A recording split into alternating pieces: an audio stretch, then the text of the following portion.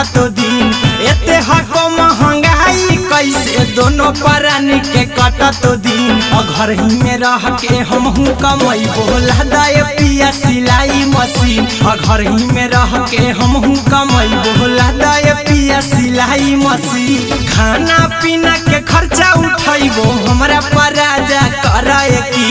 खाना पीना के खर्चा उठैबो हमरा पराजा कराए की। घर ही में रह के हमहू कमैबो लदाए पिया सिलाई मशीन। घर ही में रह के हमहू कमैबो लदाए पिया सिलाई मशीन। लदाए पिया सिलाई मशीन। सिलाई मशीन।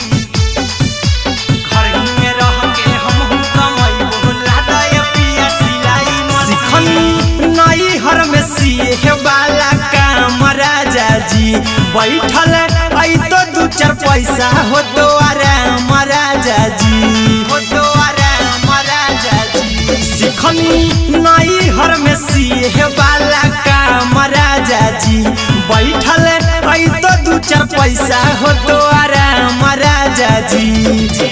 कुछ दिन के बाद राजा दूगो से हो जइब तीन। कुछ दिन के बाद राजा दूगो से हो जइब तीन। घर ही में रह के हमहू कमैबो लदाए पिया सिलाई मशीन। घर ही में रह के हमहू कमैबो लदाए पिया सिलाई मशीन। लदाए पिया सिलाई मशीन। सिलाई मशीन। घर ही में रह के हमहू कमैबो लदाए पिया सिलाई मशीन। माना में हरी के बात न कर जी दराजा जी चला साथे बाजार द खरीद राजा जी।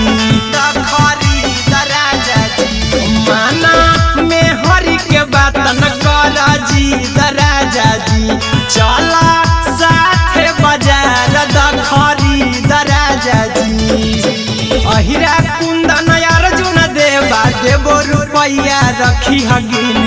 आर्यन अभिषेक अर्जुन देवा देबो रुपया रखी हगिन। घर ही में रह के हमहू कमैबो लदाए पिया सिलाई मशीन। घर ही में रह के हमहू कमैबो